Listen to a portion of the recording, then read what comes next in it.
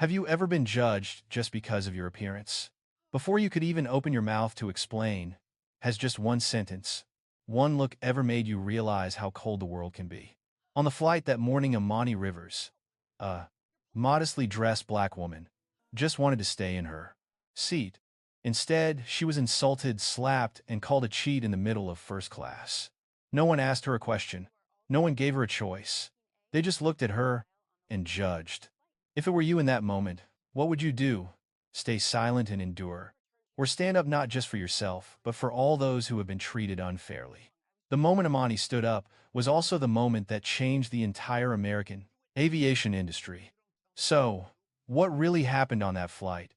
And why did one slap make millions of people rethink the way they treat others? Please join me in the story. If this introduction resonates with you, please like, share, and subscribe to help spread the word of kindness. The clock on the wall in Terminal A of Atlanta's Hartsfield-Jackson Airport read 3:42 p.m. The crowds were as busy as they always were on a Friday before rush hour. The smell of dark roast coffee from the corner counter, mixed with the light perfume of hurried passengers, creating a very typical American airport smell, urgent, familiar, and a little tired from long days. At the door of North Star Flight 292, Amani Rivers stood still, her eyes following the electronic board that read, First Class, Pre-Boarding. She did not look like someone about to fly first class. Her simple gray hoodie jeans faded from washing, and old running shoes with worn cushioning combined to create an appearance so ordinary that it was easy to miss in the hustle and bustle. But there was one thing that anyone who was observant could notice when standing near her: a rare calm.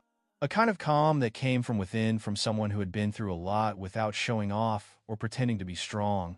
Amani had always been like that. She was the kind of person who could stand in the middle of a storm with her breathing steady, her eyes still bright without avoiding it, but also without overreacting.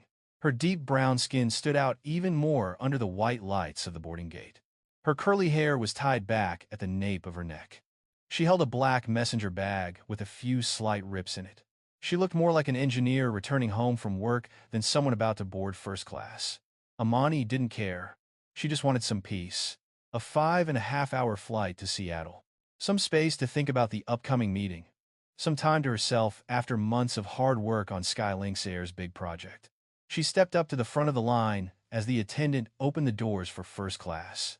As she placed her hand on the scanner, she heard a woman's voice behind her. Sharp, unpleasant, and contemptuous. "Hey, you're in the wrong line." Amani turned around quickly. Flight attendant Harper Caldwell, neatly dressed, blonde hair, tied back, bright red lipstick. Harper looked her up and down, her eyes lingering over the worn spots on her shoes, the wrinkles on her hoodie, then stopped at the boarding pass Amani was holding. That look wasn't strange. It was something Amani had seen all her life. It didn't ask, just conclude. It didn't understand, just judge. "I'm in line," Amani said, her voice low but clear. "Seat 1A.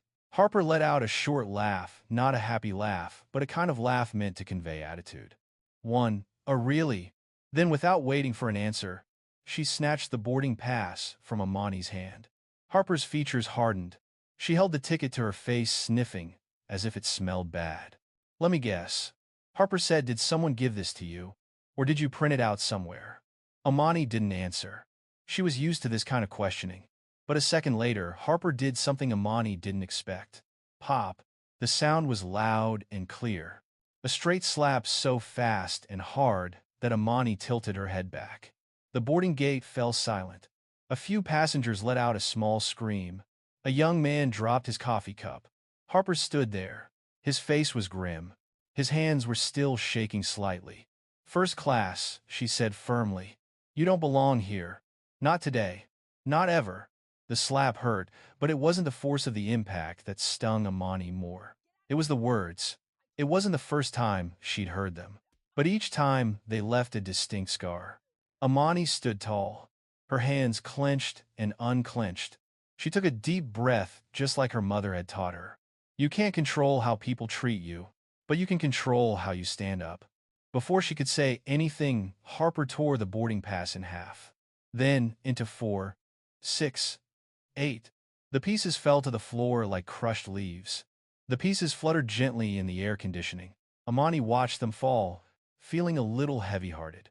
Not because of the ticket, but because the humiliation was so routine, as if it were an everyday occurrence. "Bend down and pick it up," said Harper. "And get out of this line." At that moment, a girl standing 2 steps away started live streaming. Chloe Hartwell, a lifestyle influencer, was trying to contain her excitement behind a nervous mask. "Oh my gosh, guys," Chloe said into the phone, "there's a terrible incident in ATL right now. A woman tried to sneak into first class with a fake ticket. Look at that, it's an airport thing." Viewership increased rapidly. Amani took another deep breath. She didn't bend down to pick up any of the papers.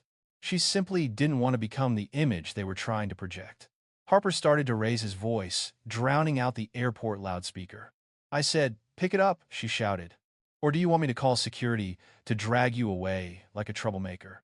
A few people stood by shaking their heads in agreement with Harper. An elderly couple whispered, "Everyone thinks they're kings and queens these days." Amani felt her heart beat faster than usual.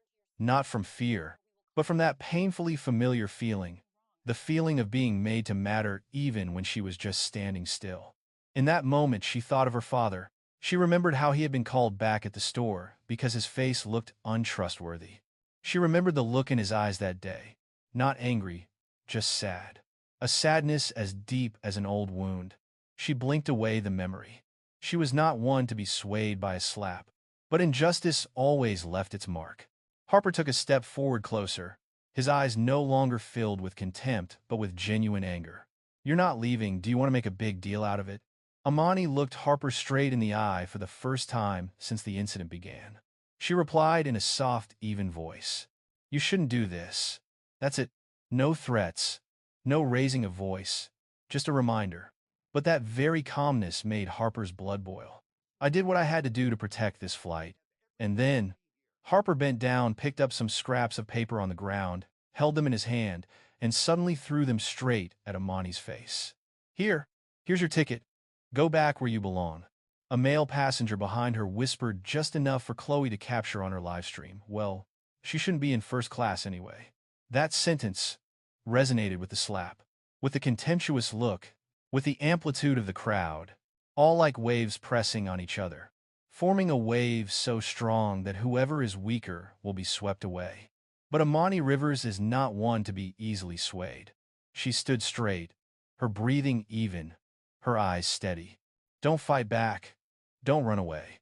Don't scream. Just standing there, alone, but very strong." And it was that very steadfastness that threatened Harper more than anything else. From Chloe's perspective, the comments started to divide. The flight attendant went a bit too far. "Look at her, she doesn't look like a scam." Not because of skin color. But Harper didn't care. She just saw a black woman who wouldn't listen, and that was enough for her. Harper took another step forward. No one knew that in just a few minutes, the whole world would know the name Amani Rivers. And Harper Caldwell will regret this moment for the rest of her life. The air around the gate seemed thick after the slap. People nearby looked at each other, trying to guess what would happen next. Some seemed amused, as if they were watching a free show. Others were silent, but their averted eyes said more than any excuse they wanted to stay out of trouble. That silence sometimes hurt more than the direct insult. Harper Caldwell felt a surge of adrenaline run down her spine. The violence seemed to have given her power. Her posture was straight, her shoulders tense, her eyes searching. Harper was not normally a pleasant person, and when she felt in control, she became even more extreme. "Are you still standing there?" Harper said loudly enough for everyone watching the live stream to hear. "Didn't you hear what I said?" Amani remained still. She was conscious of the eyes on her, and among them there was pity and malice. But there were also a few looks of shame, perhaps of people wondering why they hadn't said anything. Chloe Hartwell readjusted her phone, bringing the camera closer. Her face tensed up a little as she watched the views jump from 80,000 to over 12,000. The more tense the situation, the higher the views on the live stream. Chloe spoke with the enthusiasm of someone who had found a gold mine of drama. "You are witnessing a fraud right here in ATL. The flight attendants are doing their job. Please share this, it needs to be cleared up." Harper jerked his chin toward Amani. "You're wasting everyone's time. Everyone here has somewhere to go.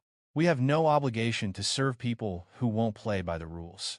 A middle-aged man standing nearby sarcastically said, "She shouldn't be here in the first place. You can tell by the way she's dressed." A blonde woman standing next to him nodded. These days, no one knows who to trust. There are a lot of fake tickets. The words weren't directed at Amani, but they were loud enough for her to hear. They touched on sensitive areas of memory. The days when she was a child standing in the grocery store with her mother, followed by clerks because they were black. Those moments seemed so far in the past, yet today, in front of hundreds of people, they came back to life full and clear. Amani fought to keep her breathing steady. She knew that if she let her emotions get the better of her, things would only get worse. Harper needed just the slightest pretext, an instinctive protest, and things would spiral out of control. Amani had seen this too many times, and it usually didn't end well for someone like her. Harper bent down, gathered a few more scraps of paper from under his feet, and held them up to Amani's face as if to show her proof. "Look at this. Real tickets don't tear like this. I believe people." But before she could finish her sentence, a young passenger in a vest approached, his voice full of excitement. "Harper, I think you should report this to security. We can't let her cause a ruckus like this. I fly first class all the time, and I've never seen anything like this." Amani heard the word "her" clearly, short but full of implication. It left a small scratch in her heart, like an old knife accidentally turned over. Part of her wanted to speak up, to clarify, to assert her rights. But another part, the part that had experienced too many obstacles, told her to be patient, because she knew when people believe in prejudice, explanations sometimes only make them more stressed. Harper, on the other hand, became more daring as she was encouraged. She approached Amani, her eyes full of arrogance. "Do you want to try calling someone to prove it, or do you want me to wait until security comes, then drag you away in front of all these people?" From the live stream, comments began to appear in a polarized manner. "The flight attendant is going too far. But the way the other girl is standing still looks suspicious.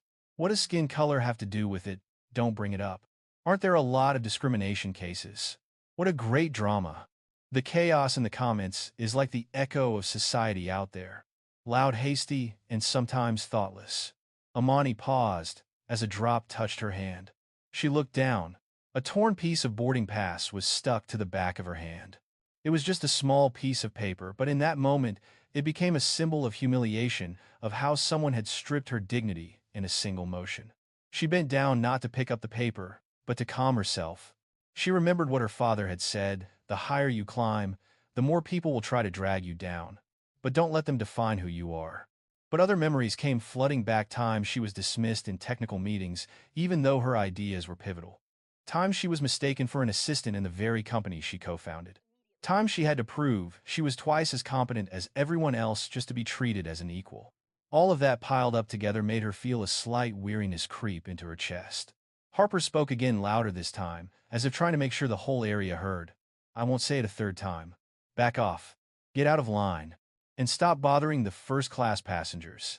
There was something in Harper's voice, a blind confidence, a conviction that she was right, that made Amani feel like she was 18 again, when the professor suspected her of cheating because she'd gotten a perfect score on an exam. Back then, even though she hadn't cheated, she'd had to stand up in front of the class and explain how she'd studied, not to prove her ability, but to erase the suspicion that shouldn't have been there in the first place. The scene before her eyes seemed to blur a little, not because of tears, she wasn't crying, but because her emotions were being suppressed too tightly. "Harper," Amani said, her voice as soft as a breath, "I'm trying to keep things within limits. But you're going too far." Harper laughed a mocking laugh. "Do you think you have the right to give orders here?" It was at that moment that a woman standing nearby, a black American woman in her 50s, moved slightly, about to say something. But then she stopped when she saw Harper's eyes. She saw the eyes of the people around her. She pursed her lips, clenched her hands, then released them, as if in an internal struggle. Finally, she chose silence. And in that moment, Amani felt a sadness deeper than the slap. She stayed silent, not because she didn't want to help, but because she knew the price of standing up could be too high. Amani understood that too well. Chloe continued live streaming, zooming in on Amani's face. "She seems way too calm," Chloe told viewers. "Maybe it's an act of innocence, tactic to elicit sympathy. Who knows?" Amani heard it all, but she did not let herself be swayed. Sometimes, silence was the only way to avoid being caught in the vortex of prejudice. Yet something in her chest began to stir like a long simmering current beginning to rise. Part of her wanted to say it all, to say it now, to put the lie to rest. But the stronger part told her to wait for the right moment. And that time was closer than she thought. At the end of the line, an airport employee rushed toward Harper. "Harper," she said, her breath still ragged. "Douglas Myers is on his way." "I meant what I said." Harper grinned, like he was about to win a match. "Good," she said. "I'll have this taken care of in a few minutes." Amani watched the last piece of paper fall to her feet. She didn't pick it up, but she didn't ignore it either. A decision was forming inside her, a small one, but like all the important decisions in her life, it wasn't made in anger, it was made in awareness. She stood up straight, "Look up, Harper," and said softly, "You have no idea what you've just started." But Harper didn't listen, or pretended not to.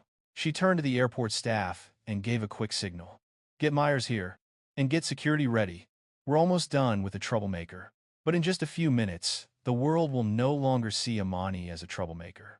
They will look at her as the woman who made an entire system look back at itself. Just as the tension reached its most unbearable level, a man's voice rang out from the end of the hallway, hurried and breathy, like someone who had just run. "Harper, what's going on here?" Douglas Myers, the gate operations manager, looked exactly as he was rumored to: quick steps, sharp eyes, and a face that always looked like he was dealing with something he didn't have time for. His metal name tag swung with each step. Gate operations manager was clearly engraved on it. Harper seemed to gain confidence when she saw him. She straightened her posture, adjusted her hair, and pointed at Amani with a purposeful gesture. "Douglas, she's causing trouble. Fake ticket. Won't leave first class. And she's being hostile." Amani just stood there. She said nothing, didn't explain, didn't push the issue. But her eyes on Douglas, calm, still, and alert, made him pause for a moment before continuing. "Where are the tickets?" Douglas asked curtly. "Here," Harper said, holding out the scrap of paper as if to show evidence. "I tore it up because it was clearly not real. The ink was smudged, the font was wrong. Anyone could see it." Chloe immediately brought her camera closer, as if she wanted the whole world to see it. "Oh my God, guys, even the manager is here. The drama is getting to the most exciting part." Douglas looked at the scraps of paper and then glanced at Amani. His look was one of judgment before any evidence was presented. "What is your name?" he asked.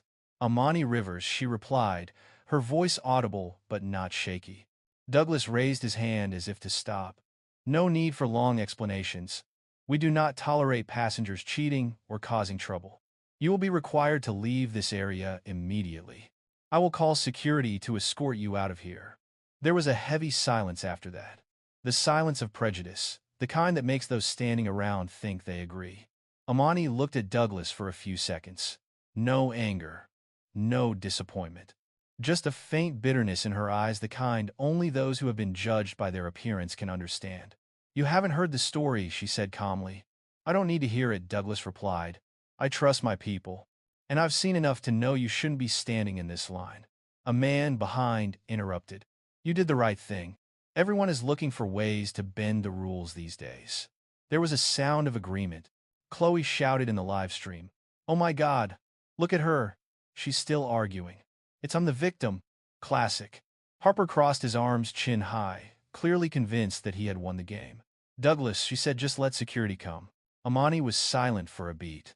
Things were getting to a point where she knew there was no way to salvage it. But she was patient. Patient not because she was afraid, but because she wanted everything to be clear at the right moment. Douglas put his hand on the radio. He prepared a press call. But just then, a voice familiar to airport staff rang out from the small speaker system at the control counter. "Douglas, what happened? I've been hearing noises for a while now." A woman at the counter, Marietta, looked up nervously. She had been watching silently the whole time, but her expression showed that she didn't feel that things were being done fairly. Still, she was afraid to intervene. "Harper is faster."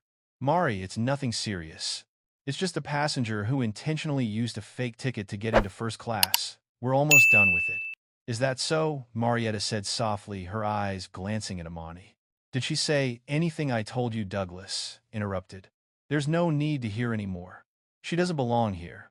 Since Chloe's live stream, the number of comments has increased dramatically. Many people have started to argue. Why not let her speak? Why didn't they check her identity properly? Harper seems a bit overreacting, but she might actually be cheating. Drama is king right now. Everyone increase your likes. Amani looked at Marietta, at Harper, at Douglas. She knew clearly that this was not the time to give a final answer. She needed to let the characters push her to the worst possible situation, so that when the truth emerged, it would be absolutely clear. No one could deny it. Douglas sighed, lowering his voice a little, but still cold. I don't want to waste any more time. Security will be here in 2 minutes. Miss Rivers, you will have to. Before he finished speaking, Harper suddenly interrupted with a dramatic action.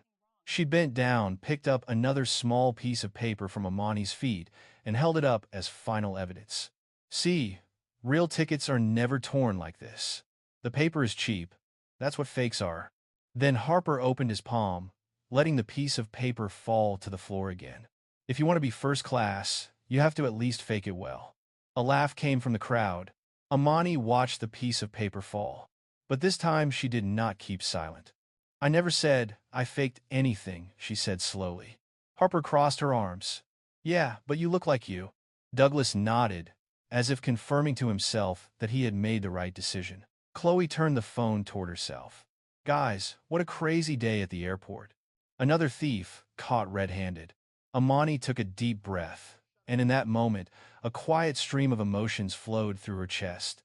Painful, calm, and somehow liberating.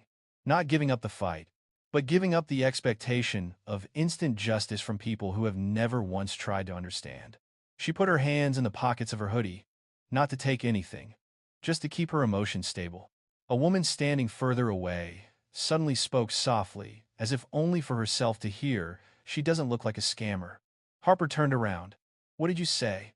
The woman was startled and fell silent. Once again, fear silenced the witness. For a few seconds, the air seemed to freeze. Everything from the breathing of the crowd to Douglas's gaze was focused on Amani. This was a moment she had experienced many times in her life, the moment before the truth was revealed. The moment when people always thought they were absolutely right. Amani didn't move, didn't say another word, but her eyes changed. It lights up in a special way. Not the light of one preparing to retaliate, but it is the light of one who knows he holds the truth in his hands. Harper saw that, and it made her a little uneasy. But her sense of victory made her continue to push the issue further. Douglas, this is the last time, Harper said. Call security now. Douglas put his hand to the radio again. Control, this is Myers. I need. But before he could finish his sentence, a soft beep sounded from the phone in Amani's pocket. A message came in. Just one line. Amani, everything is ready. It's time. Jamal Henderson, she read it, breathing slowly. And for the first time since the slap, Amani's lips curved into a very slight smile. The smile of one who knows the real battle has only just begun. Douglas Myers had barely finished calling security when 2 airport security officers emerged from the left hallway. Both were dressed in dark blue uniforms, complete with walkie-talkies, handcuffs, and gloves.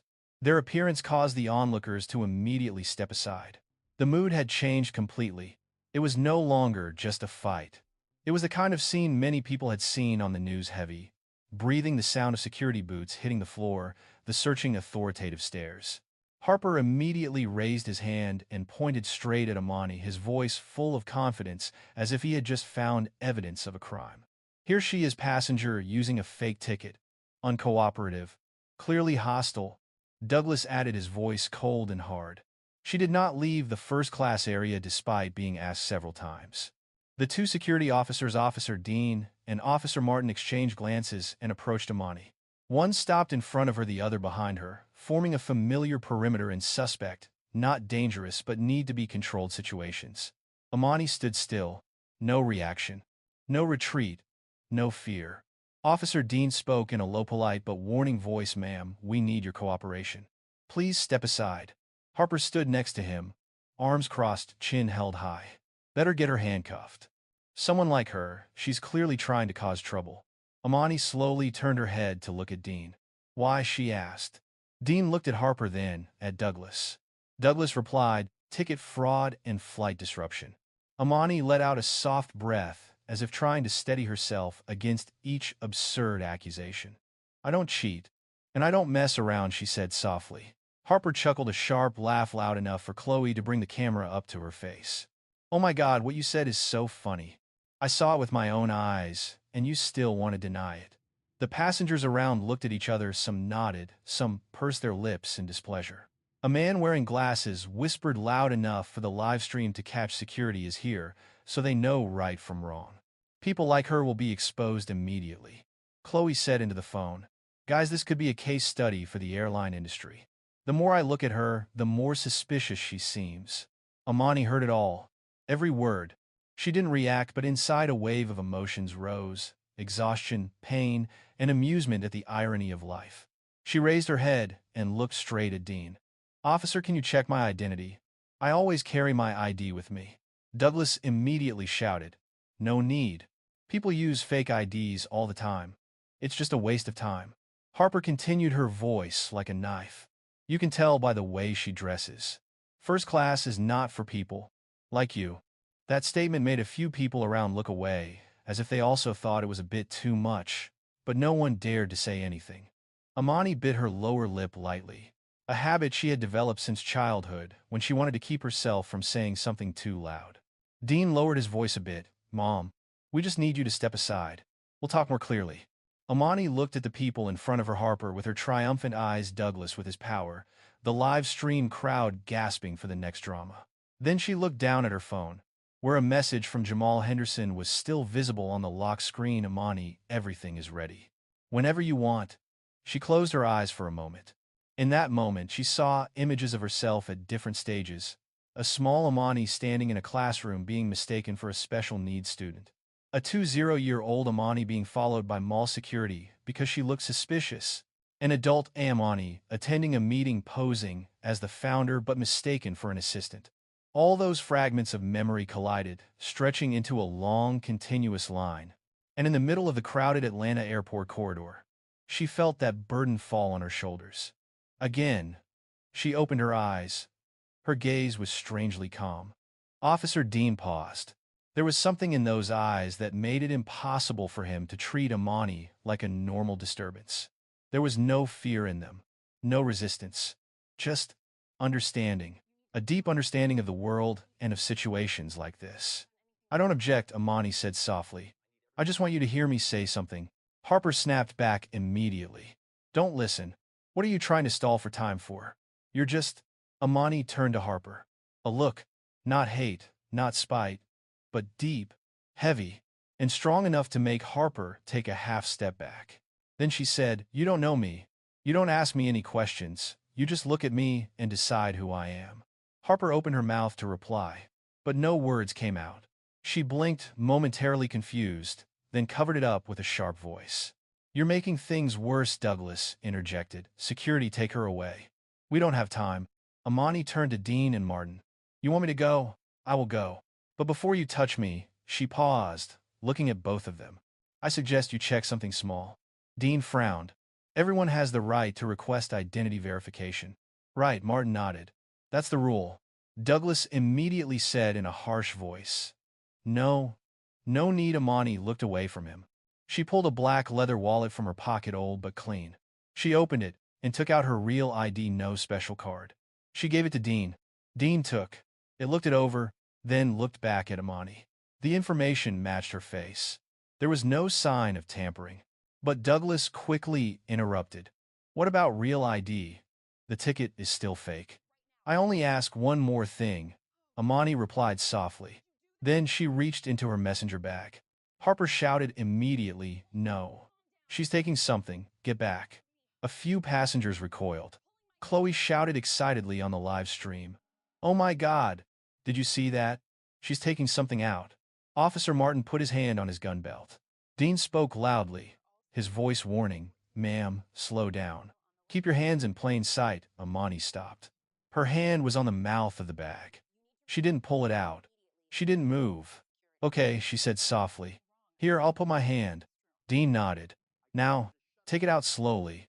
No rush. Amani pulled out a small object, slowly without jerking so as not to give anyone the wrong idea. A metal plate gleamed under the white light. Dean squinted. Martin leaned closer. Harper panicked. What card is that? It's not a fake card, right? Douglas snatched it from Dean's hand, as if afraid the truth would escape him. He looked at the words on the card, and the man who was always sure he was right suddenly stood still. His lips moved, but no words came out. Harper stepped forward. Let me see. It must be her.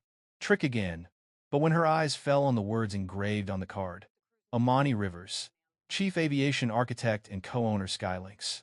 Harper's whole body froze, as if someone had turned off a switch in his fellers. Head. Her mouth opened, but no sound came out. The whole gate area fell silent. A heavy silence that made one hear the ventilator on the ceiling.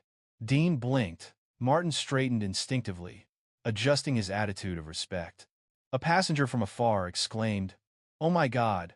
Chloe zoomed in, breathing heavily, her voice trembling. "Everyone, I think this is the card of the founder of SkyLynx airline." The comments in the live stream started exploding like fireworks. Amani spoke softly. "That's right. And I'm standing at the gate of North Star Airlines boarding flight 292, the flight where I'm the guest of honor." She looked straight at Harper. "You slapped, insulted, and accused the wrong person." Harper Caldwell stood frozen. The metal badge gleamed in Douglas Myers's hand like irrefutable evidence. The atmosphere in the gate area was so heavy that the distant flight announcements seemed to come from another world. Amani Rivers didn't need to say anything else. The truth was right there, a truth none of them had thought about or wanted to think about. She stood there, straight-backed, calm, and silent. Her silence spoke loudest among the hundreds of eyes focused on her. Douglas clenched the card in his hand. His face changed color from red to purple, then pale. He looked at the inscription again, as if hoping it would change into something else. But it did not disappear. It was still there, sharp, cold, and undeniable. Amani Rivers, Chief Aviation Architect and co-owner SkyLynx. Harper opened her mouth, then closed it again. Her lips trembled slightly. Her once dagger-like words became a muffled noise. Chloe Hartwell, who had been live-streaming all this time, suddenly took a half-step back as if her camera had just captured something bigger than she could handle. Chloe's voice trembled slightly, but she tried to maintain her professional excitement. "Guys, I'm not sure, but it seems this isn't an ordinary person. This is the CEO, the founder of SkyLynx. Oh my God." Comments exploded. "No way Harper is dead. Myers is dead too. What a strong plot twist. This ending deserves a 10/10." Dean tightened his belt, instantly changing his attitude. Martin straightened, trying to hide his embarrassment at having his hand on his gun.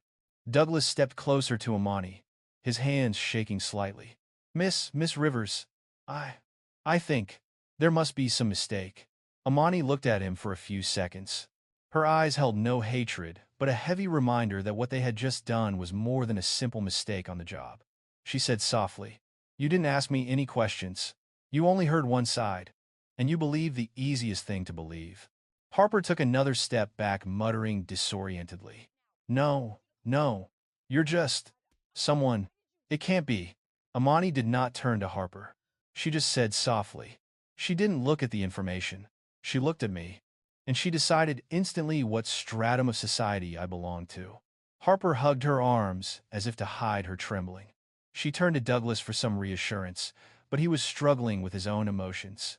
Dean was the first to break the silence. "Ma'am, on behalf of airport security, I sincerely apologize for our hasty actions." Martin nodded vigorously, his voice firm. "We were wrong to judge without fully testing." Amani sighed softly. Not angry, but tired. The dull weariness of having to explain things that need not be explained. Behind, a few passengers began to whisper, I feel a little bad for thinking wrong. She looks so normal. You really can't judge someone by their appearance." The man in the suit who had said you can tell a person like her at a glance now bowed his head. Beads of sweat were beading on his forehead. Amani turned to Douglas, her voice calm. "I just stood there. I just wanted to get on my flight." Douglas swallowed. "Miss Rivers, just get on the plane. This is all a misunderstanding." Amani slowly shook her head. "No, this is not a misunderstanding. This is prejudice." Harper, Douglas, and several nearby guests all stopped. Amani continued, her voice neither rising nor falling, but sharp as a knife. Misunderstandings happen when there is a lack of information. Here, there is no lack of information. It's just that no one wants to listen. The truth fell heavily, making Harper almost want to bow his head to the ground. Just then, the radio on Douglas's belt crackled to life. Douglas, I'm getting reports of a serious situation at Gate 14. What's going on? It was the voice of Supervisor Kenneth Douglas's superior. Douglas hurriedly replied, No, nothing important. Just a small misunderstanding. It's been resolved. Amani sighed. She looked at Douglas for a few more seconds. Her gaze was enough to make him feel seen through. You're trying to make it small, she said. But it's not small. And it won't get smaller just because you want it to. At this point, Chloe turned the camera to Douglas, then back to Amani as if capturing a historic moment. Guys, Amani Rivers is right. This gate is in real chaos. A woman standing behind, in her mid-50 seconds, who had been about to speak earlier but stopped now, stepped forward. She said softly, but clearly, I'm sorry I didn't speak up sooner. What they did to her wasn't right. I saw everything. She stood still, not causing any trouble. Those words were like a needle piercing the silent bubble of the crowd. A few others also began to join in Me Too. She did nothing wrong. The stewardess was too much. Harper backed away, as if to disappear into the crowd. Amani bowed slightly to the other woman. Thank you. I understand why you hesitated earlier. The woman smiled sadly. Sometimes we are afraid of trouble, but silence is also a choice. Amani nodded. She turned to look at Harper. Harper felt as if a bucket of cold water had been poured over him. Miss Rivers, I was just doing my job. Amani replied very softly. No, you follow prejudice. Harper opened his mouth, but nothing came out. Amani continued. When you look at me, you don't see a passenger. You don't see a person. You only see skin, color, clothes, and what you already believe in your head. Harper shivered. Douglas interjected, trying to salvage the situation. Miss Rivers, we will handle this internally. The flight attendant will be suspended. A report will be made. I assure you. Amani looked at him, her eyes calm but strong.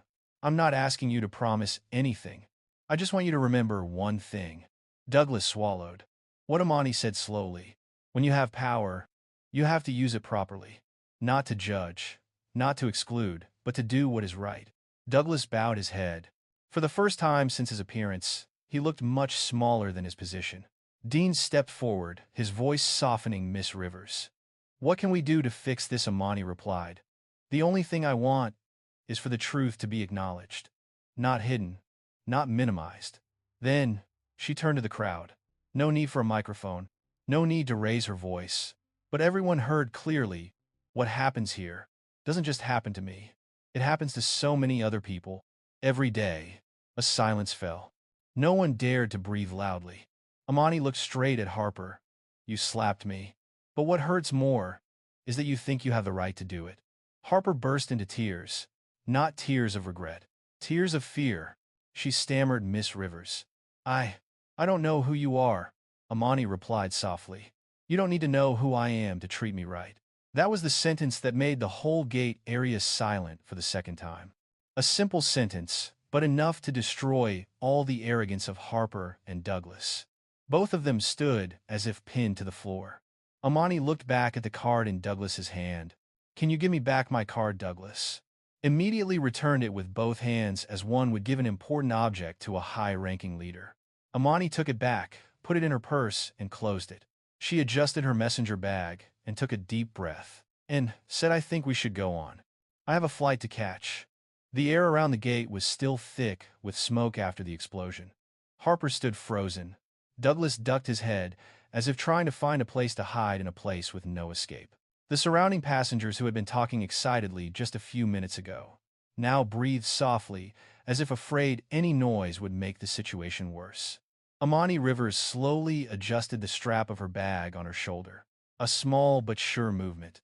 She was about to step toward the boarding door when the phone in her hoodie pocket vibrated. This time, the vibration was audible, for the area was so silent that one could hear someone's shoes hitting the floor from afar. Amani looked at the screen. Jamal Henderson called. Her eyes softened slightly. Jamal had always been her rock in her most stressful moments. She picked up the phone and put it on speakerphone, not to show off, but because her other hand was busy holding her bag, and she didn't want people to think she was hiding something. "Jamal," she said, her voice soft as a breath. "It's me." On the other end of the line came a deep, warm, and clear male voice like the voice of someone who had stood firm through many storms. "Amani, I saw the whole thing on the internal cameras." He paused. "Are you okay?" Just the two words, "Are you okay?" are enough to make some people around lower their heads in shame. "Fine," Amani replied softly. "I'm still standing here." Jamal took a deep breath. It was audible over the speaker. "Amani, they slapped me." The remark startled Harper Douglas and the two security guards. Harper instinctively covered her mouth with her hand. Douglas paused and glanced furtively at Amani, as if expecting her to deny it, but she didn't. Jamal continued, his voice low but sharp. "There is video, there is full audio. The people here thought they were dealing with a passenger, but they just hit the co-owner of the airline they were serving." Amani said nothing. Her eyes softened not with forgiveness, but because she understood Jamal was speaking for the anger she would not let herself show. Harper backed against the wall. She was shaking so hard. Her hands were clenched into fists, her knuckles white.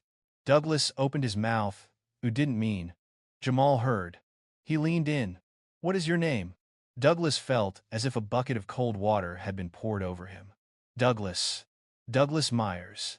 I am Gateway Manager." "I know," Jamal said, "and you're going to have to account for everything." A man in the crowd gulped. The elderly woman in the front looked at Amani, her eyes saying, "You are not alone." Amani kept the phone close to her face. "Jamal, don't make a fuss," she whispered. "This can be handled." "No," Jamal interrupted. "Not this time. Not after what they did to me." There was a small tremor in the area. Not a physical one, but a general feeling something bigger was about to happen. Chloe Hartwell continued live streaming, her hands shaking slightly, but her eyes lit up as if she had captured a fateful moment. "Guys," Chloe whispered into the camera, "listen to that man's voice. I think this is Jamal Henderson, COO of SkyLynx Air." "Oh my God, the storm is coming."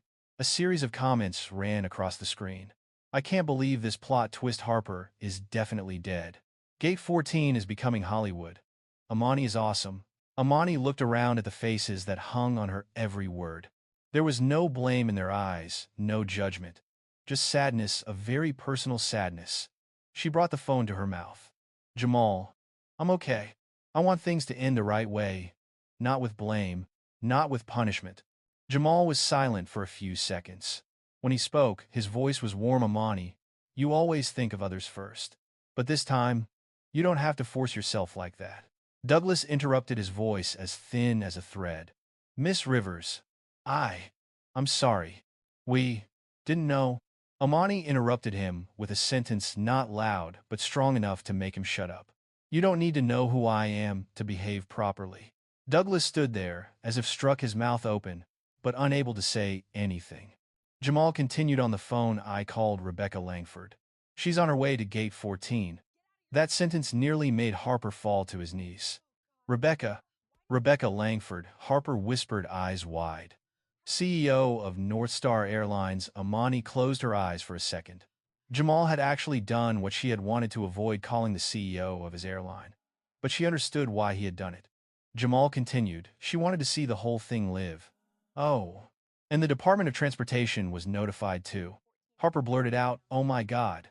Douglas almost wanted to sit on the ground. His legs were weak. Dean and Martin, the two security guards, stood straight, not daring to move a millimeter. Amani exhaled. "Jamal, you made everything grow up." There was a hint of regret in his voice. "They made it big first. I just let them suffer the consequences." She opened her eyes. The calm was still there, an anchor keeping her steady in the midst of the waves.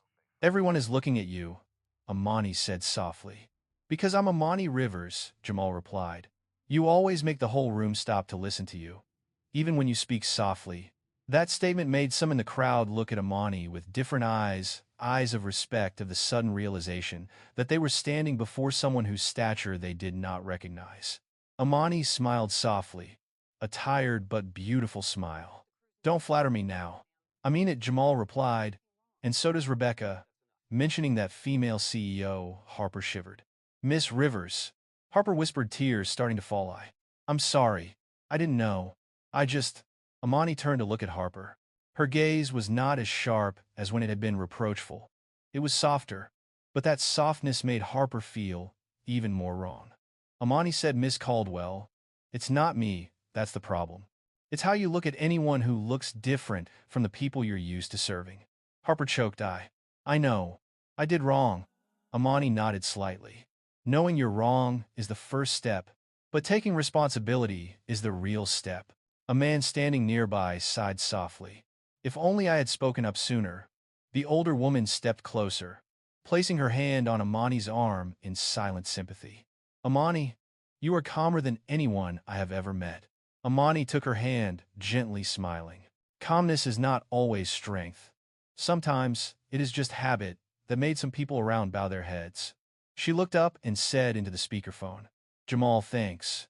But having Rebecca come here, I'm not sure that's what I want. She wanted to come, Jamal replied. She said, a CEO getting slapped at the boarding gate. I have to hear her say it for myself. Amani's lips curled slightly. Rebecca is hard to refuse. Jamal chuckled lightly. Just like you. A warm silence crept in amidst all the chaos. Amani lowered the phone from her ear and whispered, I'll wait for Rebecca. Then she hung up. The whole gate area fell into deep silence again. Don't be silent because of fear. But it was the silence of those about to witness something unforgettable. Amani stood there, back straight, eyes fixed on the far corridor, where, in a few minutes, another CEO would appear. And all prejudices at Gate 14 will be torn apart at the root. No one knows exactly when the atmosphere at Gate 14 became so thick. Some say it started when Amani Rivers straightened up after the slap. Others say it started when Jamal Henderson appeared on speakerphone. But the moment everyone remembers is when an airport employee ran down the hallway, shouting into his walkie-talkie, She's coming. The CEO is coming to Gate 14. The whispers rose like waves. Harper Caldwell hugged her arms to her chest, shaking so much that her breathing was ragged. Douglas Myers kept wiping the sweat off with a tissue, but it was still pouring out like it was never going to stop. The two security guards, Dean and Martin, stood tall, as if waiting for the president. Amani just stood there, strangely calm, holding the strap of her old leather bag, her eyes fixed on the distance. She wasn't impatient. She wasn't hopeful. She wasn't afraid. She was just waiting. A man in the crowd leaned over and whispered to his friend.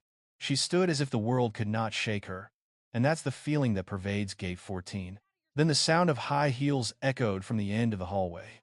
Not a quick knock, but each beat was steady, heavy, and powerful, like someone walking with a clear purpose, and no one dared to stop him. When Rebecca Langford appeared, the whole area almost stood still. No announcement needed, no introduction needed. Her demeanor spoke for itself. Rebecca wore a long black coat. Her face was cold, but not arrogant. She was not the type of CEO who liked to show off, but just one look from her could make others feel more upright. 3 assistants followed, but they didn't matter. All eyes were on the woman walking toward Amani. Harper seemed to disappear. Douglas retreated to the check-in desk. Chloe Hartwell continued streaming, but her hands were shaking so much that the frame wobbled. Rebecca stopped a few feet from Amani. The two women looked at each other in silence for a long beat. Amani Rivers, in a slightly oversized hoodie, worn shoes, stood calmly before one of the most powerful men in the U.S. aviation industry. Rebecca spoke first, not loudly, but firmly. Amani Rivers. Amani nodded slightly. Rebecca. Jamal called me. I know. I watched the video too, I guess. The conversation sounded like two people were talking about the weather, but it was so tense that everyone nearby held their breath. Rebecca looked straight into Amani's eyes, as if searching for something deeper. Are you okay? Rebecca asked. The two words "are you okay" were said in a tone that did not sound like a CEO's. It sounded like an older sister asking a younger sibling, or an experienced person asking a person who had endured too much. Fine, Amani replied. But a little tired. Rebecca let out a small breath, not in disappointment, but as a sign that Amani was still standing, a sign that she was relieved. Then, Rebecca turned to Harper. The look nearly brought Harper to her knees. Her lip trembled. Her eyes were red. Miss Caldwell, Rebecca said, her voice low and sharp. Is there anything you want to tell me? Harper stammered. I'm sorry. I didn't mean to. I didn't know. You don't need to know who Amani Rivers is. Rebecca interrupted. You just need to know she's a person. Harper burst into tears. Not because she was scolded, but because the words struck a chord in her heart, the part of her that remained when all titles were stripped away. Douglas Myers gathered his courage and stepped forward, his hands slightly raised in a gesture of surrender. Mrs. Langford, I take responsibility. I was wrong. I misjudged. I didn't listen to Miss Rivers. Rebecca looked at him for a few seconds, long enough for him to swallow his embarrassment. I reviewed the internal recording, Rebecca said. You didn't just misjudge. You were so convinced of your preconceived notions that you refused to consider other information. That's not a mistake. That's a choice. Douglas bowed his head. He did not argue or defend himself. There are times when one knows there is no way out but to admit one's mistake. Rebecca turned back to Amani. How do you want me to handle this? She asked without beating around the bush. Everyone was startled, because she didn't ask what should I do, but what do you want, that said. Amani has a say in this story, not as a victim, but as someone who has the power to decide how it will be resolved. Amani took a slow breath and said, I want them to understand what they did, not just to me, but to any passenger they misjudged. Rebecca nodded. So, here's what I propose. Rebecca said, her voice stern but not cold. No immediate dismissal, but a 90-day suspension, full retraining, reassessment testing, weekly reporting to your direct supervisor, and participation in the Empathy in Motion program we've just developed. Harper mumbled, I will do anything. Douglas also said, I agree. Rebecca looked at Amani. What do you think? Amani was silent for a moment. The whole area seemed to hold its breath. I agree, she said softly. But there must be one more thing. Rebecca raised her eyebrows slightly. What Amani looked over at the waiting area where a few people still looked down in shame at the memory of cheering for Harper. I want them to hear an apology, not from force, but from understanding. There was a long silence. No one expected Amani to choose this path. Not revenge, not severe punishment, but understanding. Rebecca let out a soft sigh. That's why I'm different from everyone else standing here. Amani just smiled slightly. Harper stepped forward, still shaking, but his voice was so sincere that everyone could hear it.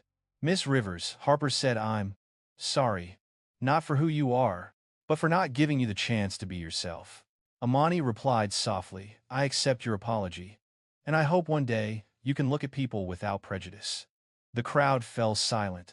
Rebecca tilted her head slightly toward Amani, as if to say, good job. Douglas took a step forward. Miss Rivers, I sincerely apologize. I let my appearance cloud the respect every passenger deserves. Amani nodded. I hear you. Thank you. No need to add anything. No need to be long-winded. Sometimes the most powerful forgiveness is when the recipient understands that they have to change on their own, not because they are forced to. Rebecca placed her hand on Amani's shoulder and whispered loud enough for only the two of them to hear, You're more than just a talented COO, Amani. You're a role model. Amani smiled. I just hope things like this will become less common. Rebecca looked straight at her. If someone does this again, they will have to face not only your title but you. Amani smiled, a tired but strong smile. Facing you is easier than facing Jamal, she joked lightly. Rebecca laughed first, then a few people in the crowd joined in. Not amused laughter, but a relief laugh, breaking the heavy atmosphere that had been hanging in the air for a while. Amani looked up at the flight information screen. Rebecca, she said, your flight is probably late. Rebecca waved her hand. I held the plane back. No one would dare let it take off without you. Amani laughed. You always exaggerate. Not too much, Rebecca replied, but just right. Then she walked over and looked at Harper and Douglas. You two are to prepare a detailed report within 24 hours. And from now on, every passenger, regardless of skin color or clothing, is to be treated with the minimum respect a human being deserves. Understand? Yes, Mrs. Langford, they both said in unison. Rebecca turned back to Amani. Let's go. The plane is waiting for us. Amani nodded and followed Rebecca. She walked slowly but with determination. Chloe turned the camera to follow. Viewers in the livestream exploded with comments. This is a movie that real life could do better. Amani Rivers is soft power but at the top. Rebecca steps in like a general. The plot twist in Season 7 is too heavy, and Amani, as always, didn't look at the camera. She just walked straight shoulders, square eyes on the waiting plane. She doesn't need to prove she's strong. She just needs to keep being herself. And that was enough to get the world's attention. As Amani stepped through the doors leading to the aircraft's cockpit, the noise behind her seemed to fade, as if all the chaos outside had been held at Gate 14, and she entered another world, quieter, deeper, but also heavier. Rebecca Langford walked beside her, neither fast nor slow, as if to give Amani time to breathe after what had just happened. Rebecca's black coat swayed with each step like a long shadow leading the way. Once inside the cabin, the smell of new leather seats, lightly polished wood, and the gentle hum of the air conditioning made for a stark contrast to the tension outside. But the atmosphere was still heavy, because everyone knew that the person who had just stepped inside was not just a passenger, but the center of an event that would be talked about for weeks to come. The new crew was already waiting. They all stood in line, as if welcoming a national inspection team. Amani glanced at each of them. They didn't see her as a celebrity. They saw her as an icon, but also as a reminder that respect was due to people, not power or title. A new flight attendant named Kayla stepped forward. She was young, her brown eyes clearly showing a nervousness. "Miss Rivers, it is my pleasure to serve you today," Kayla said, her voice a little shaky but sincere. Amani smiled, trying to soften her tone so as not to scare the girl. "Thanks, Kayla. Just do your job as usual." Kayla breathed a sigh of relief, as if relieved of an invisible burden. Rebecca stood silently watching, then said softly, "You see, your calmness reassures everyone." Amani just smiled, but inside she felt a strange feeling. Part pride, part heaviness, knowing that the reason she had to be so strong came from a pain she never wanted. She walked into first class. The window seat was empty. She set her bag down gently, as if not wanting to make any more noise in an already noisy day. Rebecca sat down in the chair opposite her, elbows on the armrests, her eyes sharp but thoughtful. "Do you have anything to say?" Rebecca asked. A simple question, but Amani knew it held more than one meaning. It was not asked for the sake of it. It was the question of someone with experience who knew that sometimes silence is a way to protect oneself. Amani looked out the window. The sun was low, and the orange light mixed with the steel of the plane's wings made for a feeling both beautiful and precarious. In that light, she really wanted to say, "Rebecca, you know, when Harper raised his hand to slap me, I didn't get angry right away." Rebecca frowned. "Not angry. Why?" "Because I've seen it so many times in my life." Amani smiled sadly. "I think I'm used to it, and that's what's scary." Rebecca was silent. No interjections. No empty encouragement. Just listening. Amani continued. "Every time something like this happens, it doesn't just remind me of who I am. It reminds me that in their eyes, there's only one image of me. They don't see the CEO. They don't see the educated woman. They don't see the nights I worked until 2 or 3 in the morning. They just see someone who's not like them." Amani's voice was low, but not weak. "But I stood my ground," Rebecca replied softly, "and I made them look back." Amani shook her head. "It's not because I'm stronger than them. It's because I'm tired, Rebecca. Tired of proving that I deserve to be treated like a normal person."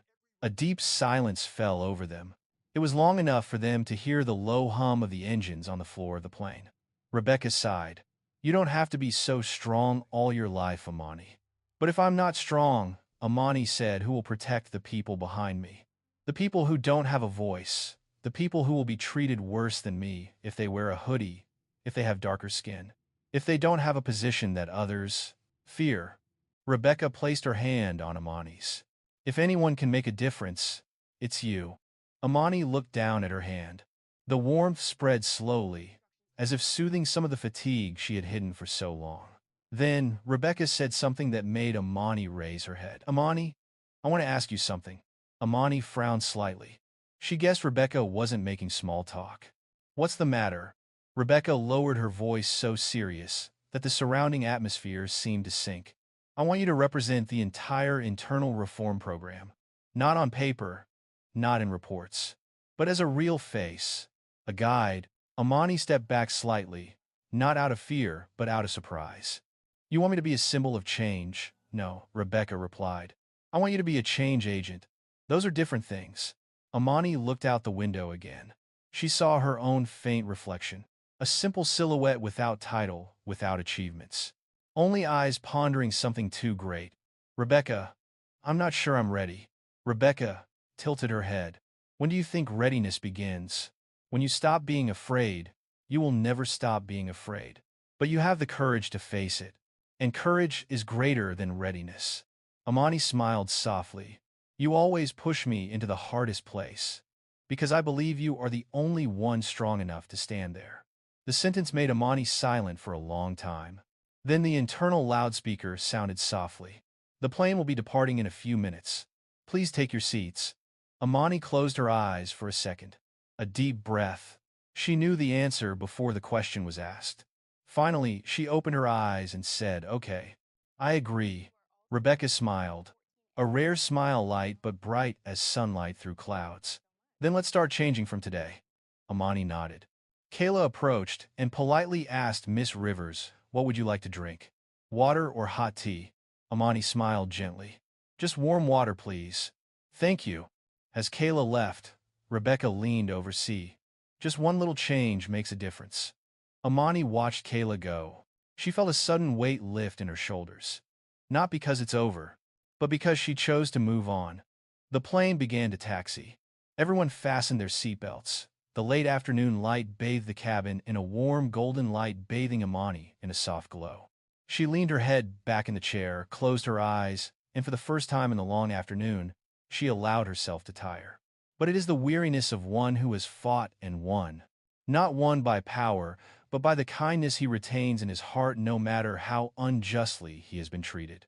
As the plane took off, Amani opened her eyes and looked out the window. The city below shrank as if all the chaos had been left behind.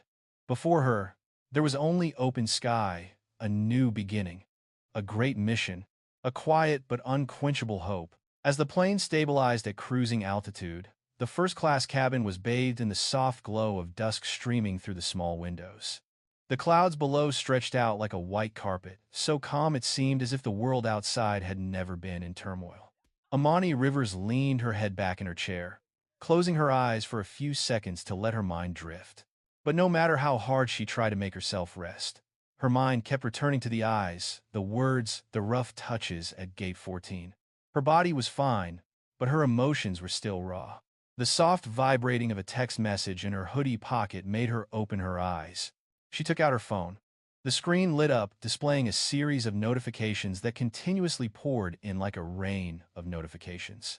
Chloe Hartwell tagged herself in the now viral video, hundreds of comments, a flurry of press emails. Announcement from Northstar Airlines' internal communications department. Amani sighed softly. She knew this would become news sooner or later, but she wasn't ready for the onslaught of publicity that was coming. Rebecca Langford, sitting across from her, looked at her from the papers she was reading. Her eyes were sharp, but full of concern. "What is it?" Rebecca asked, putting the documents down. Amani handed the phone to Rebecca. "Look at it." Rebecca looked at the screen. Chloe's livestream from Gate 14 had been viewed over 320,000 times in less than an hour. Comments scrolled across the screen, so fast it was hard to read. "Oh my God," Rebecca whispered. "This is spreading faster than I thought."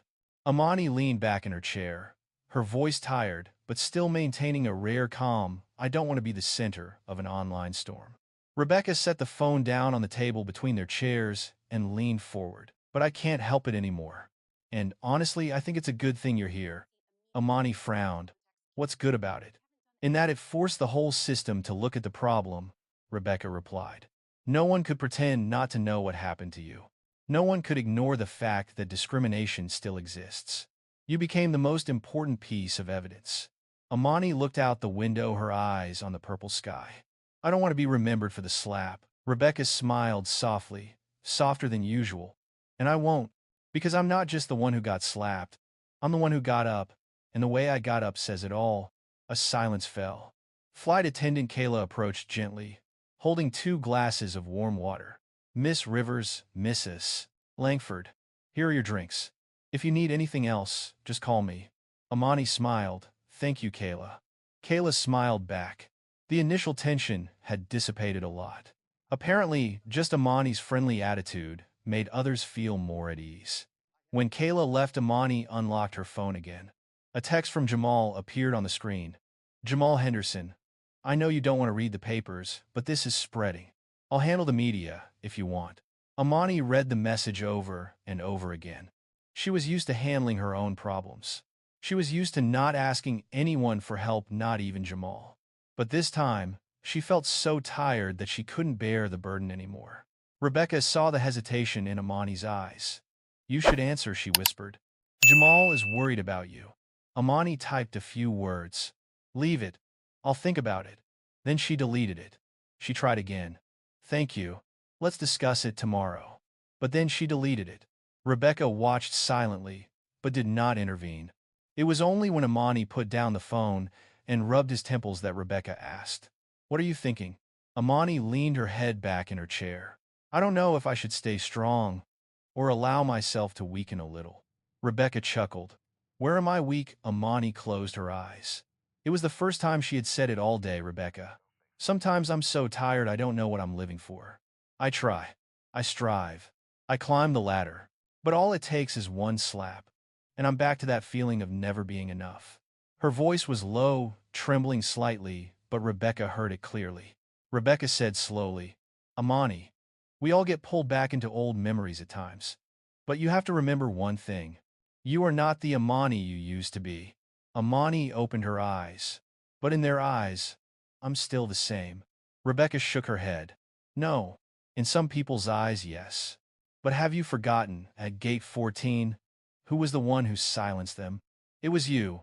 Not because of your title, not because of Jamal, but because of the way you stood your ground. Amani looked at Rebecca for a long moment. The light from the window fell on her face, making her eyes sparkle with both sadness and strength. She asked, Rebecca, do you ever get tired of being so strong all the time? Rebecca laughed louder this time, more genuinely. Are you serious or sarcastically? Amani smiled back, but it was a sad smile. Seriously. Rebecca leaned her hands on the armrest, looking at Amani as if she were looking at her younger self. Yeah, I was so tired I wanted to disappear for a few weeks. But then I realized, the strongest people are the ones who admit they're tired. Amani turned away, hiding her slightly red eyes. Rebecca continued, and if you get tired, just tell me. I'm here. Amani took a deep breath. Thank you, Rebecca. The cabin fell silent again.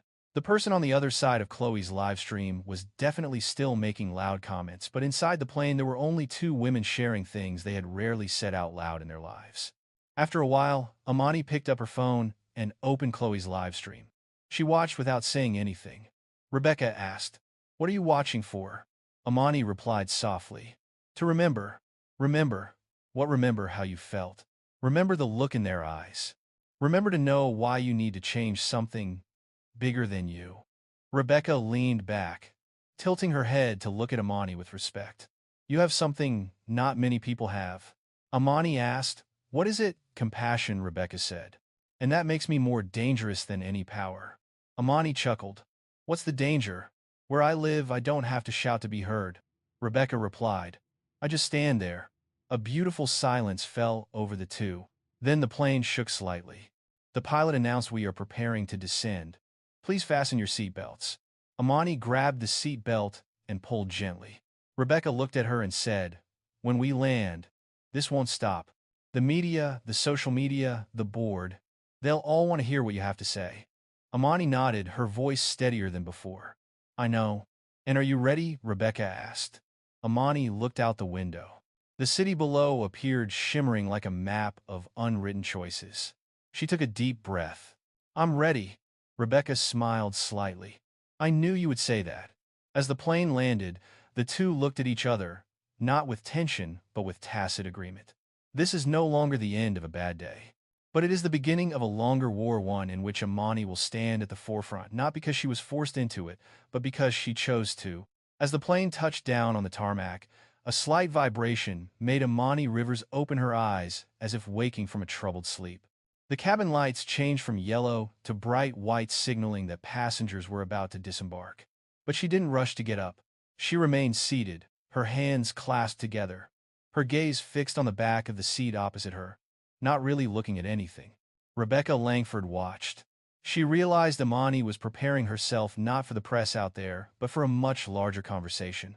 "Amani," Rebecca said softly, "we're going straight to headquarters. The board is in an emergency meeting." Amani nodded slightly. "I thought you would come." Rebecca looked at her for a few seconds, her eyes filled with not only respect, but also the understanding of someone who had been through stressful meetings like this dozens of times. Amani picked up her bag. As she and Rebecca left first class, the back row was strangely silent. Passengers who had witnessed the live stream watched quietly, no longer with curiosity or judgment, but with the eyes of people who knew they had just seen something more important than they thought. A middle-aged man said softly, "Miss Rivers, good luck." Amani stopped, turned, and smiled in thanks. It was a small thing, but it made her feel a little better. Rebecca placed a gentle hand on Amani's back. "Let's go. Everyone is waiting." The car took them back to headquarters. The tall glass building, which almost touched the clouds in the golden evening light, looked both majestic and cold like a fortress. Amani was familiar with this place. She had walked into so many meetings, presentations, reviews, but tonight it felt different. A security guard opened the glass door and bowed. "Welcome, Miss Rivers. The council is waiting on the 27th floor." Amani nodded back, stepping into the great hall with Rebecca. Their footsteps echoed clearly on the polished stone floor, as if each step was a statement. In the elevator, Rebecca said, "You don't have to prove anything to them. Just say what you believe." Amani looked straight ahead and replied softly, "The things I believe in often make many people uncomfortable." Rebecca curled her lips. "All the better. No one changes if they stay comfortable." The elevator opened with a soft sound. A long hallway carpeted in dark blue led to the main conference room. When the doors opened, the entire executive committee, about a dozen people, was seated, their eyes on Amani. Jamal Henderson stood in the corner of the room, saw Amani, and walked over. He put his hand on her shoulder for a second, didn't say a word, but his presence was enough to make her feel he was there. The chairman of the board, Mr. Frank Delaney, spoke first. "Miss Rivers, thank you for coming so soon. We have a lot to discuss." His voice wasn't angry, it was a mix of worry, tension, and a little confusion at the scale of the story that was unfolding. Amani pulled up a chair and sat down. No rush, no fear, just focus. Rebecca sat beside him as a support. Frank kicked things off by projecting Chloe Hartwell's live stream onto the room's large screen. The images from Gate 14 played back in vivid detail, every facial expression, every word, every slap, every insult. No one in the room said anything as the video played. No one dared. Amani looked at the screen, at herself, the immovable posture when slapped, the calm eyes when insulted, the unshaken voice when facing an angry crowd. And she felt, not pain, but a deep silence. The silence of those who understand that they have just crossed an old boundary in life. When the video stopped, the room fell into dead silence. Frank took a deep breath.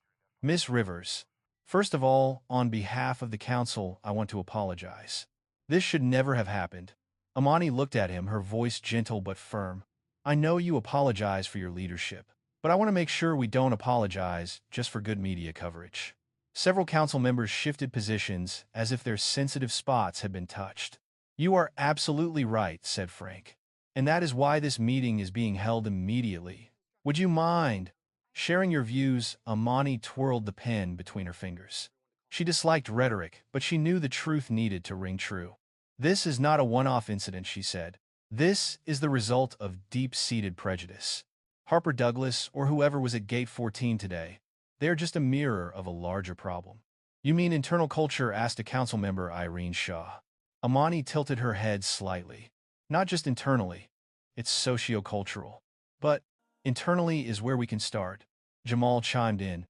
"You didn't just see the video. You saw the fear, you saw the assumptions about people of color, about their appearance, about their class. And that goes against the whole vision that we've been pursuing." "I don't need them fired," Amani continued. "I don't need punishment. What I need is real change." Frank leaned back in his chair. "So what do you think we should do?" Amani put her pen down on the table, then looked up. "We must start by admitting that the problem exists. No avoidance.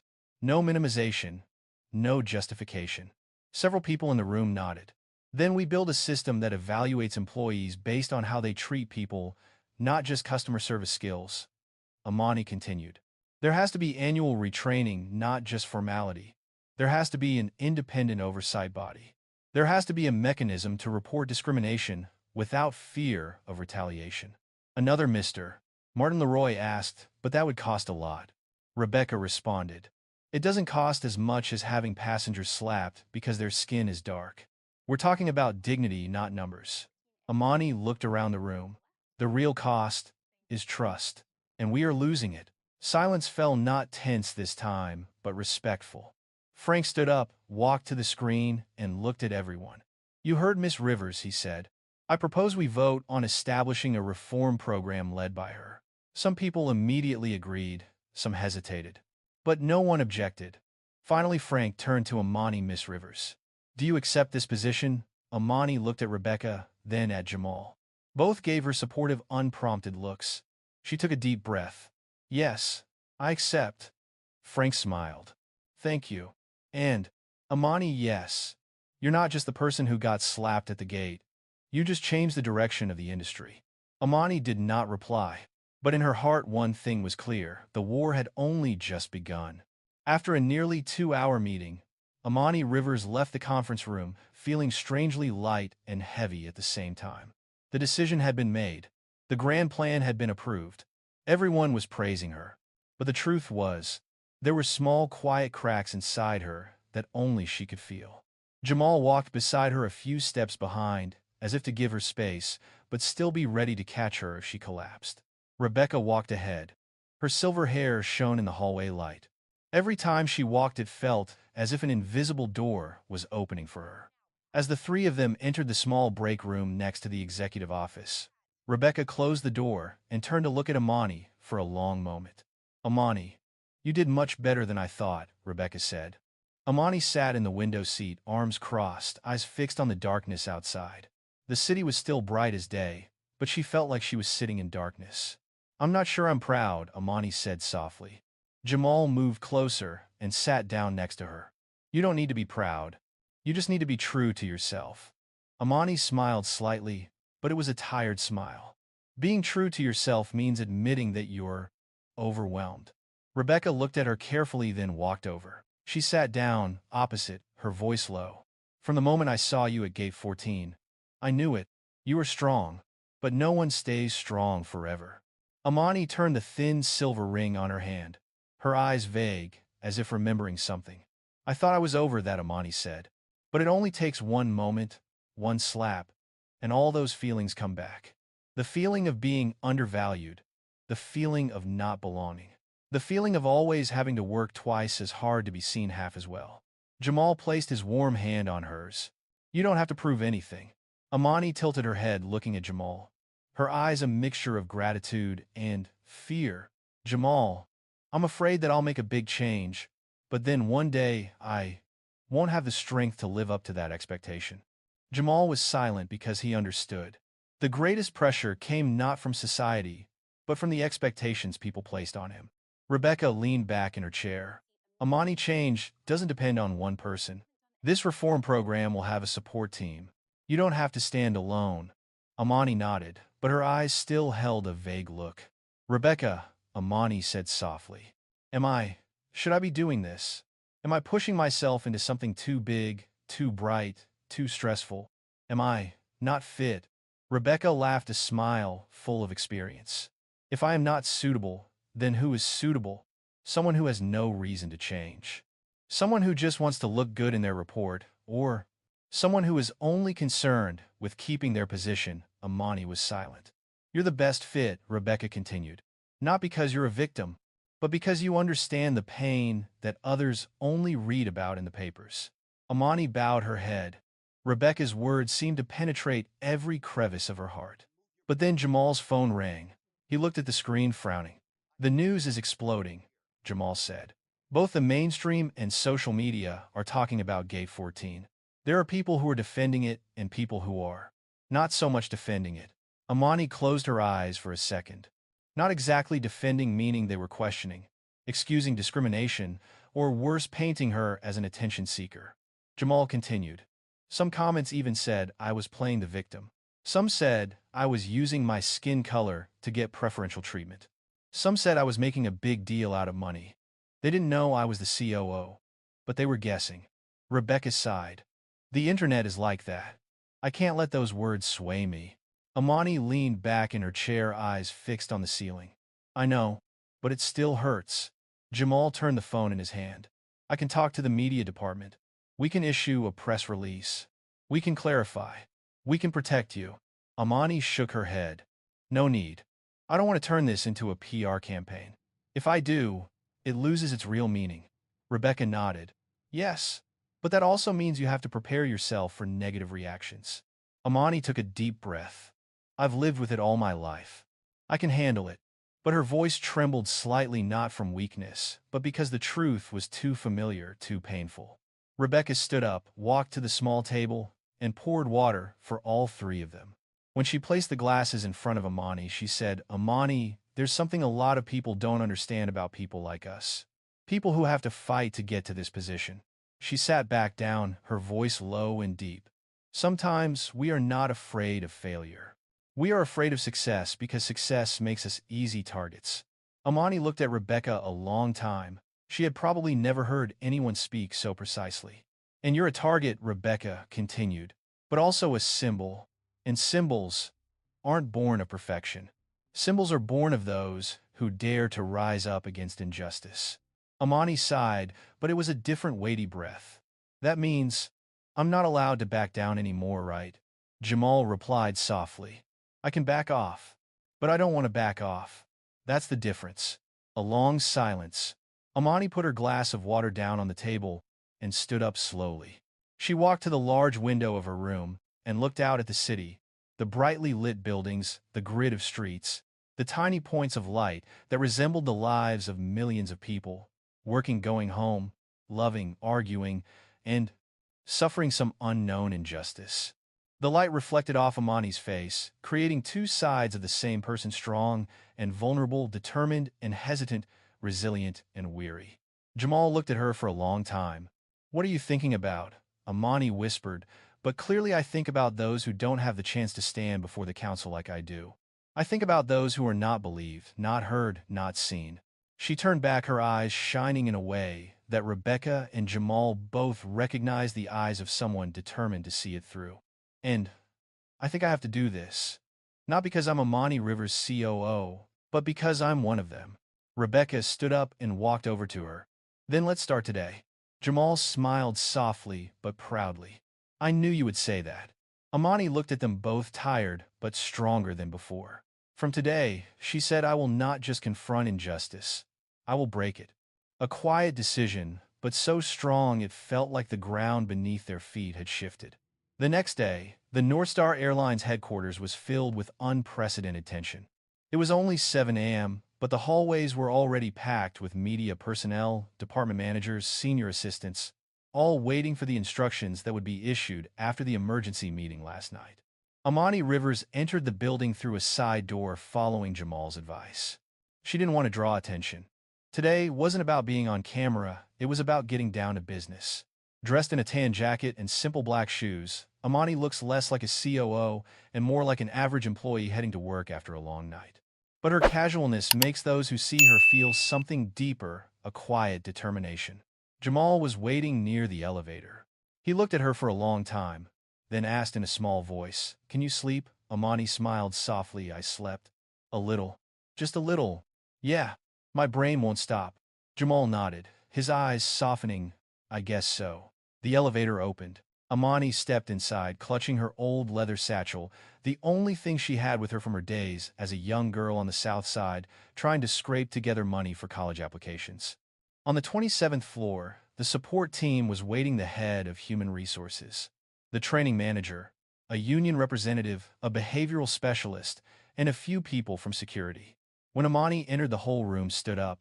She was a little startled. No need to stand. Everyone, please sit. But they didn't sit until Rebecca Langford appeared behind Amani and said, Do as she says. The atmosphere immediately quieted down. Amani sat at the head of the table not because of power, but because it was the position reserved for the leader of the reform program. Rebecca sat on the left. Jamal sat on the right. Two spiritual resources Amani knew she would need more than ever. HR Manager Lydia Moore opened the document. Miss Rivers, we have drafted a preliminary roadmap based on your proposal last night. But there are some sensitive points. Some departments feel threatened. Amani crossed her arms over her chest. They feel threatened because, Lydia said slowly, because they think you are turning a personal incident into a system-wide reform. Rebecca responded immediately, and they're wrong, because it was never just personal in nature.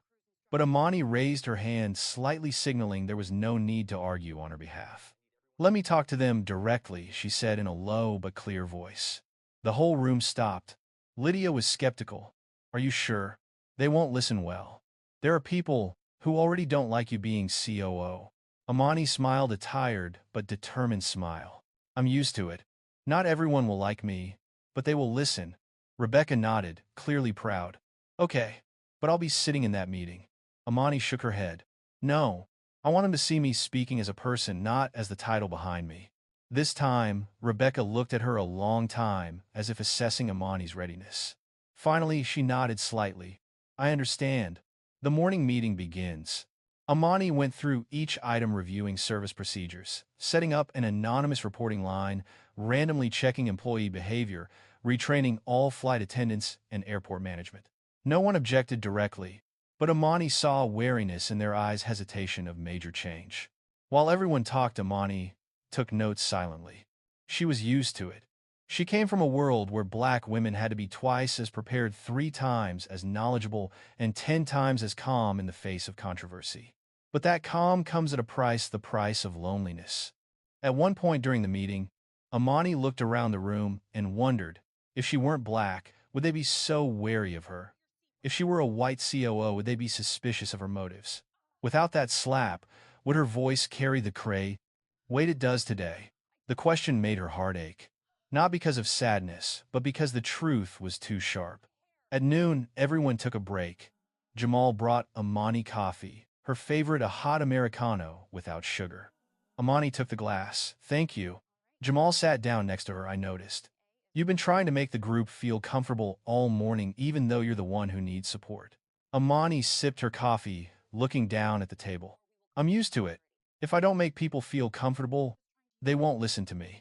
Jamal placed his hand on the armrest of the chair, not touching her, but close enough for her to feel his presence. You don't always have to be the peacemaker. Amani chuckled softly. Jamal, life taught me that sometimes peace is the only way to survive. Jamal was silent. He understood more deeply than anyone. In the afternoon, a second meeting took place, this time with airport managers from several cities participating via large screens. Some were vehemently opposed to the reform program. I think the 90-day suspension of Harper and Douglas is too severe, said Carlos Benton, Miami airport manager. We cannot operate in an environment where any misunderstanding leads to such severe punishment. Amani replied, not raising her voice. If it was a real mistake, it needs to be addressed. If it was a misunderstanding, then retraining will help prevent future misunderstandings. Carlos frowned. You say it so lightly. But in reality, this scares the staff. Amani raised her head, scared of having to treat passengers well. Carlos was speechless. The screen was silent for a few seconds. Another manager chimed in, Miss Rivers. I agree with the goal, but I don't agree with the pace. You're pushing us too fast. Amani took a deep breath, not letting the frustration inside show. What happened yesterday didn't happen quickly. It was the result of many years. If we change slowly, people like me will continue to be treated the same way as yesterday. And I don't want that to happen to anyone. She held her breath after saying that. The room fell silent. Rebecca looked at Amani, her eyes filled with pride. Jamal looked at her, not just with pride but with awe. An elderly manager, Mr. Gareth Young, said in a low voice, Miss Rivers, I have been in this business for 30 years, and I want to apologize. I saw the video. I was shocked by my own reaction. Amani looked at him, smiling slightly sincerely. Thank you. That's the first step. Gareth nodded. I will support your program. His support led to a few nods from others. Not all of them, but enough to make a difference. When the meeting ended, Amani felt exhausted, but also hopeful. a fragile but enduring hope. She left the room and leaned against the glass railing, looking down into the great hall. People were walking, talking, typing on their computers, as if the meeting last night and the tension today had never existed. A normal world, while she was carrying a part of that world on her shoulders. Rebecca approached, saying nothing. After a moment, she gently placed her hand on Amani's back, a gesture Amani rarely saw from Rebecca. "Amani," she said softly, "you have done well. But this will be tiring. There will be times when you will feel lonely. There will be times when you will feel like you are pushing rocks up a mountain." Amani sighed, "I know." Rebecca tilted her head to look at her. "Do you regret it?" Amani looked down the hall, her eyes lost in the afternoon light. "Not yet. But I am scared." Rebecca smiled. "You were scared. The important thing is that you didn't stop." Amani nodded slightly. "I won't stop."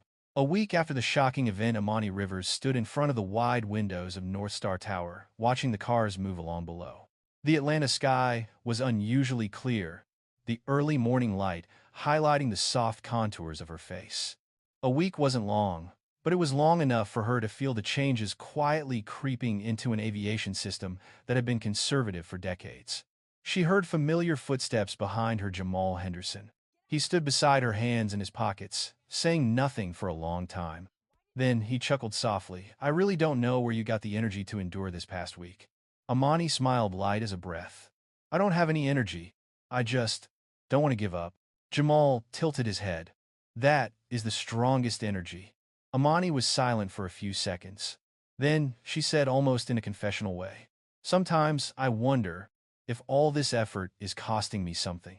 Like peace, like freedom, or the feeling of being alive without having to struggle every day." Jamal looked at her for a long time. "Amani, you are not losing anything. You are giving back to others what they deserve. Safety, respect." Amani sighed. "I hope so." That morning, she had a special flight to Seattle. Not for an inspection, not for an internal audit, but to attend a major conference on equal rights in the airline industry, where she was the keynote speaker. But before flying, Amani wanted to do something she hadn't done since that fateful day aboard the plane as a regular passenger, carrying only her ease, no title, no pressure, no defenses. "I want to go to the airport via the passenger side," Amani said, tugging at the strap of her old leather bag. Jamal laughed. "I am the COO of SkyLynx Air and co-owner of the airline. I have every right to go through the VIP gate." Amani shook her head slightly. "Today, I wanted to feel again. That simple feeling of being able to get on a plane without being looked at differently." Jamal wasn't surprised. He knew her better than anyone. The bus took her to ATL Terminal South, where the crowd was as dense as ever. But unlike last time, Amani was dressed more casually in olive sweater, dark jeans, and low-cut leather shoes. No one recognized her. No one looked at her suspiciously. She blended into the crowd, a natural part of it.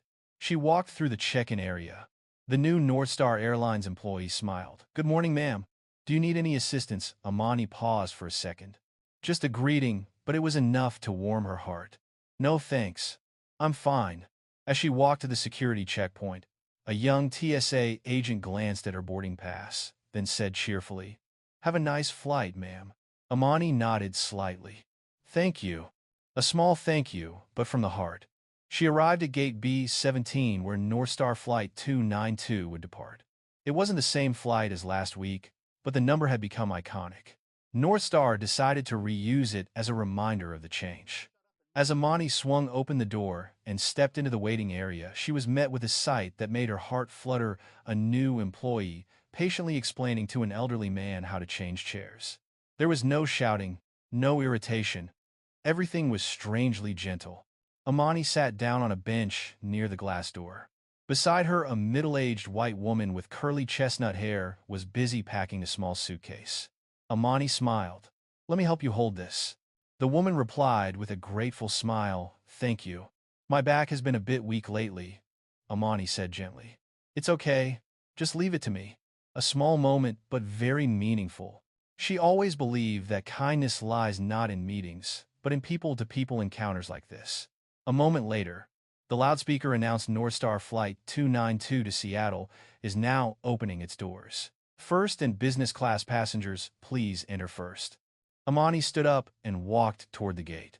She had a first-class seat today, but as she approached, she recognized it immediately. The main flight attendant today was Maria Santos, whom Amani had met right after the incident last week. Maria recognized her immediately, but instead of being nervous or overly polite, Maria just bowed slightly, her eyes sincere. "Welcome aboard, Miss Rivers." Amani replied with a warm smile. "Just call me Amani." Maria nodded slightly. "Yes, Amani. Have a safe flight." The way Maria spoke was not only service-oriented, but also full of sincerity, something this industry has lacked for too long. Amani stepped into first class. The lighting was warm, the leather seats, spacious, the scent of essential oils light.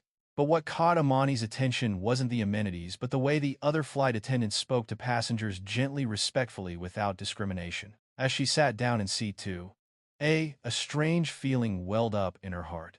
Same seat number but different atmosphere.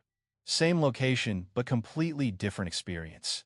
She wondered, if Harper had behaved like those flight attendants that day, would things have been different? A moment of silence. Then Amani answered herself, "It doesn't matter. What matters is that today and tomorrow, nothing like that will happen again." She was fastening her seat belt when she heard someone on the other side say, "Are you?" Amani turned.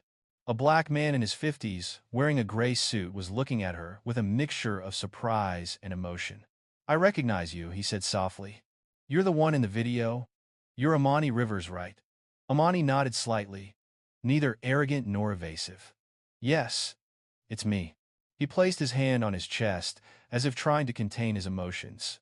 "I just want to say, thank you. I went through the same thing, but I had no voice. Thank you for standing up." Amani bowed her head slightly, her heart choking. "I did it not just for myself. You did it for all of us," he replied. The words touched a deep place in Amani, a simple yet heartfelt and healing recognition.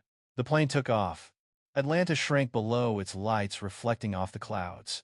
Amani leaned her head back in the chair, eyes closed. For the first time in days, she felt peaceful. No more urgent coordination. No more tense meetings. No more live streams. No more judgmental looks. Just the steady hum of the engine and a sense of security, literally. In that suspended state, she thought of Harper Caldwell and Douglas Myers. Not with anger anymore, but with the hope that they would learn something real. She thought of Rebecca, who had stood by her without a name. Of Jamal, whose steady hand had been at her back whenever she faltered. Of the other passengers of color people, who had lived their entire lives in small moments of injustice that had accumulated into larger wounds. She whispered to herself, "I'm doing this for all of them." Flight attendant Maria came over. "Amani, we have prepared a cup of ginger tea for you. I remember you liked this the other day." Amani smiled, a real, unforced smile. "Thank you." Maria bowed and left. That kindness brought a slight sting to Amani's eyes. The flight continued in the soft afternoon light. At 35000 feet, Amani opened his laptop and began writing an email to all airline employees participating in the restructuring program. She wrote, "We are not perfect, but we can get better every day. And sometimes, just one small action can change the way a person feels about themselves." She stopped and looked out the window. The plane left a long white trail against the deep blue sky. One path, one trace, one journey. And Amani knew she had made the right choice, not because she wanted power, not because she wanted anyone to fear her, but because she wanted every black passenger, every immigrant, every normal person who got on the plane to feel like they belonged. Because everyone deserves to fly without fear of judgment. Amani closed her eyes and whispered quietly, "The journey has only just begun." And this time, she was not afraid of the future ahead. The story of Amani Rivers teaches us a familiar but often forgotten lesson: people are quicker to judge than to listen. There are many moments in life when others make quick judgments about us, sometimes based on the clothes we wear, the color of our skin, or how tired we look after a long day. But what's more important is we have all unintentionally done the same thing to others. Amani did not retaliate with anger. She chose calm. Chose to bring to light what was wrong, but also chose to give the wrongdoers a chance to make amends. That is the strength of a mature person, not letting pain turn to hatred, but turning it into change. For older people, This story is even more relatable. We all have times when we wish we were more respected, listened to more, or wish the person we were talking to would ask questions before judging. The story reminds us that kindness does not weaken us. On the contrary, it empowers us to change an environment, a community, even a generation. Each person, no matter how small, can make a difference in someone else's life, just by looking deeper, being more patient, and being more compassionate. Thank you for taking the time to listen to this story with us. If the story touches your emotions or reminds you of something in your life, please leave a like, a share, or subscribe to the channel so we can continue to spread humane and hopeful stories like this. You are a part of that healing journey.